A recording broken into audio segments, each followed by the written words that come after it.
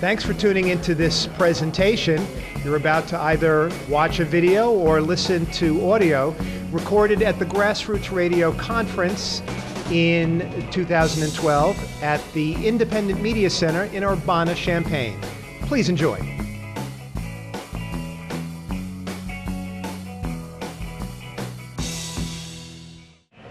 My first time making media was when I was 13 as a freshman in high school, and I was the news anchor for CDTV, which was our high school TV station. I was very excited to be the face of CDTV. Unfortunately, I had no idea how dorky this really was in high school. But then I went on to do college radio, where I got bit by the radio bug. Well, I first started making media. My dad was an attorney, and so he had the transcribing machines and a Panasonic hi-fi stereo system that I would mix music for. My mom, being the wife of an attorney, had to entertain and, you know, all the holiday events and that kind of thing. And so I was about 7 or 8 years old and actually used Scotch tape to edit everything. I then went off and did life and grew up and hung out at WLIR radio station out on Long Island. At that point I was a cheerleader for everybody. Did not have the gumption to go on the air, but I loved being in the environment. And finally woke up about 20 years ago and decided that I wanted to be a DJ. With this voice, I probably could do it. And sure enough, I was convinced I could. And went to school and trained for it. Eventually became a staff member, and then took on leadership roles such as operations manager and steering committees and the whole 9 yards. And since then, what I try to do now is I go out to radio stations and help get them started. Everything from governance to, well, I'll be out back in Ames, Iowa after this is over to help put KHOI on the air. And I even brought my hard hat and boots, and hopefully they'll let me do some building. So we're going to let Donna go ahead and she's going to talk a little bit about station governance and how to actually organize your station. I don't know, is there another one? Not. Donna, did you say you were affiliated with a particular station in Santa Fe? No, Oh, okay. not anymore. But KSFR is where I cut my teeth.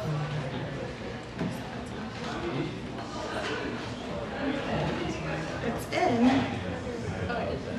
Where your Is this on? adult Yep. Okay. So the first thing we're going to do, what do you want? Is committee size and composition? Sure. Let's take a look at the committee size and composition.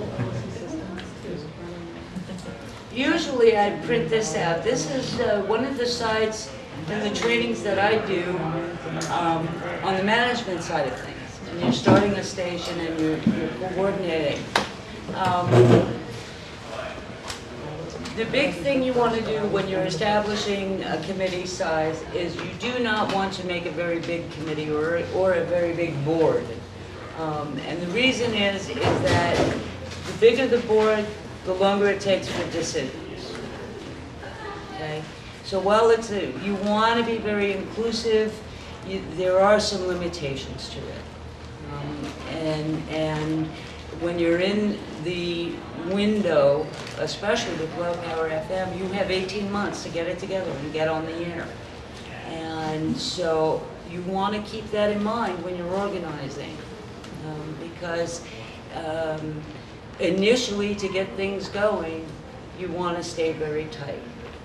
Okay? And you want to make sure you have people that are committed and experienced in that arena in getting stations started. Okay? That's to start. The diverse committee is more likely to generate diverse candidate pools for picking and choosing so much as who are you going to use for engineering, who's going to do your construction, what organization do you want to go through to acquire material, that kind of thing. So the tighter you keep it in the beginning, doesn't have to be that way forever. You can make this board, get it together, get the project up on the air, and then expand from there. So it's not something that has to be forever. Okay? When you select your chairpersons, okay, they need to understand that they are a facilitator. They'll be the public figure, the public face of what's happening. They're the liaison not only to the community but to the Board of Trustees as well as a hiring committee. Okay, that's what they would do. And the chair generally at that point would receive from the input, whether you have surveys coming in, whether you have, if you have a board already established, which generally most of you probably do, that person is charged with the responsibility of putting the pieces together, right? I just want to back up. You're talking specifically about a search committee right now? Search. It also can be applied, like I said, when you're doing search not only for staff, but there are many piece parts in putting a radio station together that you want to start implementing that pretty much right off the bat, because there are so many elements that you have to go through. You have to find an engineer to do engineering reports. You have to, find people qualified to climb the towers. You have to figure out what tower company you're going to go with. Those kinds of things. So if you implement it from the start, when it comes to actually hiring, after you get the station on the air and actually hiring, you already have that institutional practice, right? So I always like to start on what is going to be the normal standard. Because if you breed bad habits in the beginning, you're going to have incredible difficulties trying to change that later on down the road. So you try to make it as what the vision of that operation is going to be when it is on the air, even if you're 18 months out. Okay?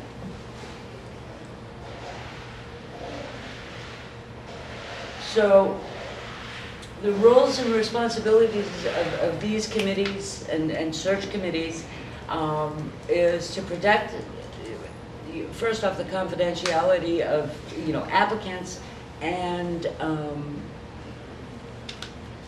what really stands out in mind for me in this part is we had an issue about tower sites, and the engineer, who is not familiar with really building a radio station, the first thing he wanted to do was to throw a barbecue at the tower site and have the public come down. Now, we are bound to protect our transmitters and not really reveal that. And the rule of thumb is address to that transmitter site, is that you really, 3 or 4 people should be the only people that really know where your tower site and transmitter is located. It's a very, very dangerous opportunity for people to find out where it is. We've had incidences where down in Texas, the transmitter was bombed twice because somebody found out where that address was, didn't like what was going out over the air, and tried taking them off by bombing it. It was bombed twice. And just more recently, we had an incident where, whether he knew it was, this radio station's tower or not, went up, climbed the tower to go look at the stars and fell to his death. And so those are the kinds of things that you have to be protective of when you're looking at the tower site order. Yes. Tower site information is public information. Right. It is out there. I run a website that tells you where the towers are. Right. So, you know, I'm just saying. Right, it's public information, but you don't, you don't want to reveal that publicly. You really don't want to proactively tell people where the tower is. Right, exactly. And, you know, exactly. and at your site, you've really got to protect it. You Right. know, and that's the key thing. Right. But yeah, information on where transmitter sites are is extremely easy to find. Yes, yeah, oh yeah, very That makes it easy. easier, unfortunately. Very easy to so, find, sorry. but that, but what that does is it creates, if somebody is implicated in sabotaging a situation, it narrows it down that it hasn't been, oh yes, there's total general knowledge, so there's an intent rather than everybody knows where it is, right? So you didn't have the barbecue at the transmitter site. Right, yeah, and have a barbecue at the main studio, not at the tower site. Or if that's your tower site. Well, if that's your tower site, then you're a little shh about it, and you hold the barbecue at the library. No, you just tell them that big stick up there's a lightning rod, and that's all. Yeah. Good idea, thank you. That's it. Okay, so, does that make sense? Does that help? Okay, so when you're creating these committees and boards,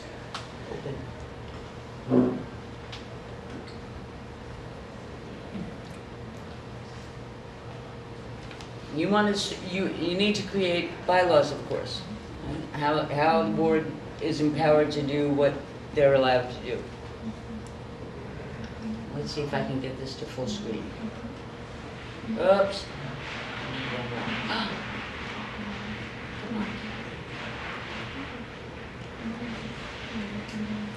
What is this not coming out? F5. Just F5? F5. You probably want to click off of it, but click back onto it. Okay, now it's 5. I know this. I do know this. Ta-da! Okay. So how you write bylaws when you start charging the board to give them authorization to move on and get the station on the air, be very careful about how you write those laws. Be mindful of it. There's many examples on the websites. You want to plan ahead. For new groups, missions and visions for a new radio station are fundamental. And Aristotle is a great place to look up bylaws and language that you can borrow. And Lect Law is also another place that you can look at that. What's the second one? Lect Law? Lect Law. The LCT? electric, it used to be called the Electric Law Library, and they cut it down, you know, trimmed it down, and now it's called Lect Law. Okay. And How do you spell that? Lectlaw. Let's see if I can get it to stop here, because now it's on the slideshow. Because, of course, there we go, Lect Law. So, they are the governance DNA, the bylaws are the governance DNA of any radio station. And it charges the station on how to operate, okay? And what they can and cannot do. So you want to be very clear on what can and cannot be done when you're doing that, okay? Writing them can be very intimidating, especially for people who are not familiar with making those bylaws. Again, you want to identify people that have experience in that from your committees.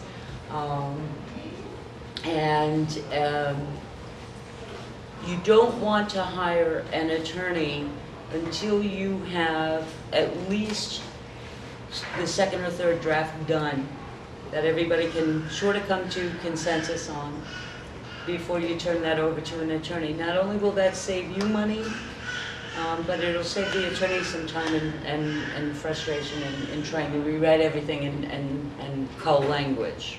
So that's a little trick that you want to have, you know, before you approach.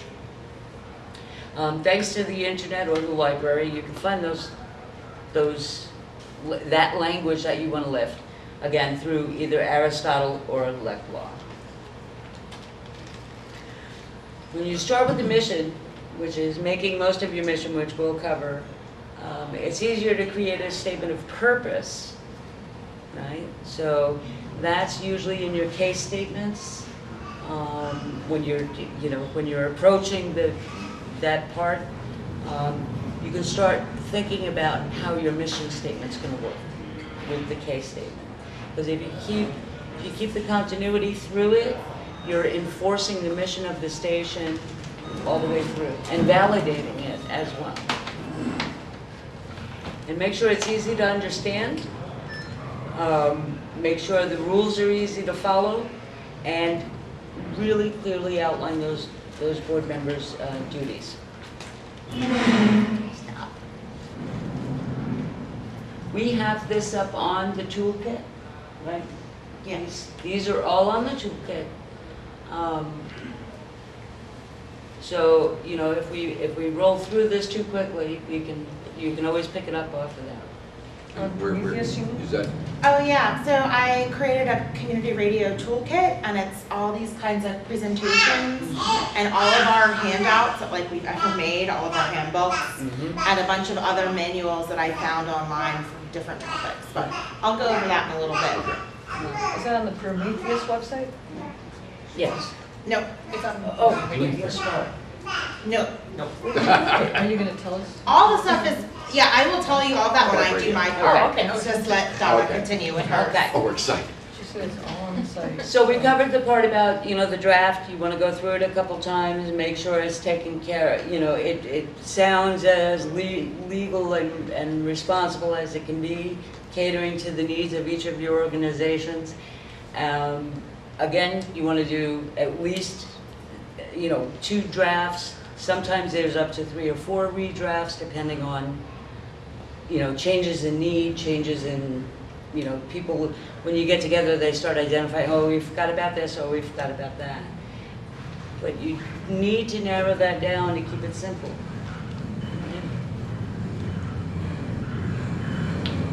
So when you're working on that process, you want to keep it organized, okay?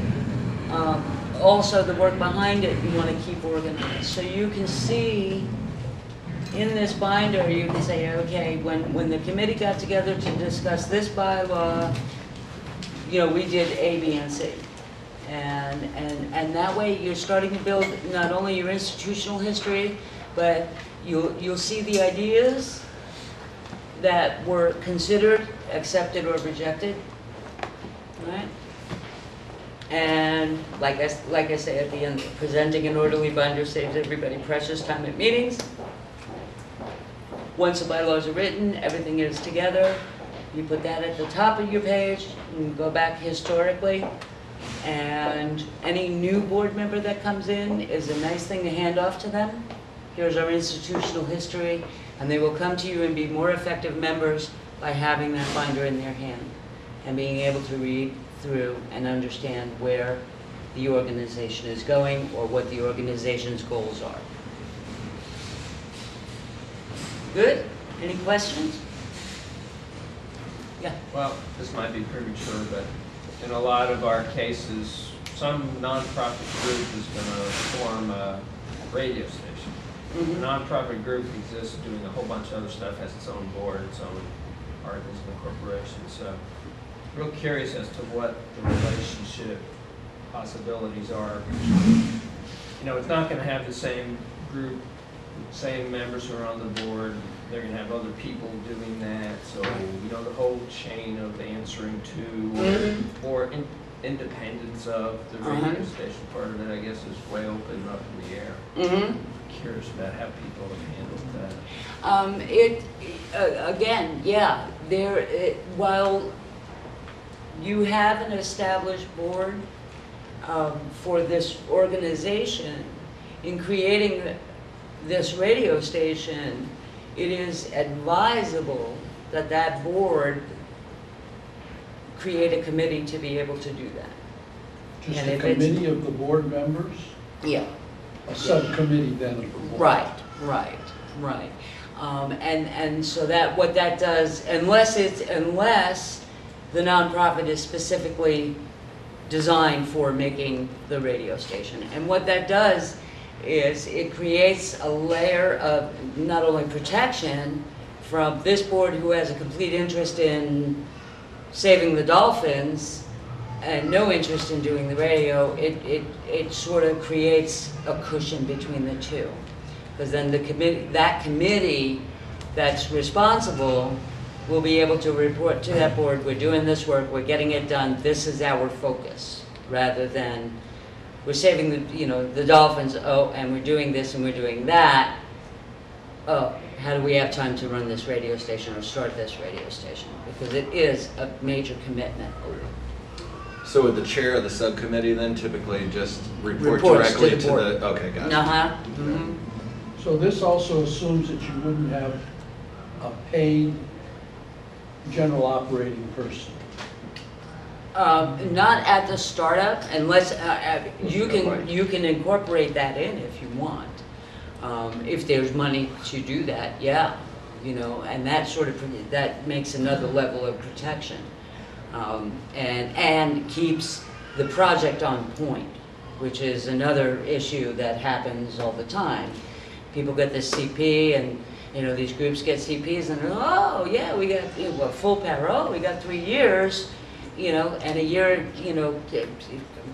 we've got, 9 days to get a station on the air, and it's finally now just beginning to come together. Because it is an out of sight, out of mind thing. I think the beauty of the 18-month deal is you got